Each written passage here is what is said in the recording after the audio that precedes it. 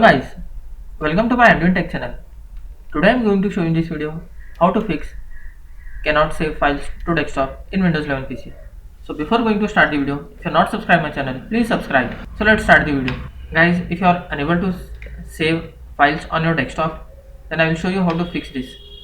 First of all, you need to click on Start menu, then type here Control Folder Access.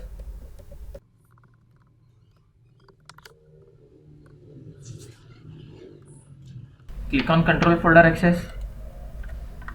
Guys, in this you have to make sure you have to disable this option, Control Folder Access. You have to disable this option. Click on yes and close this window. Guys, after doing these settings, hopefully your problem will be fixed. That's it guys. So in this way you can fix cannot save files on desktop in Windows 11 PC. Thanks for watching. Hope if you like this video, please like, share and don't forget to subscribe.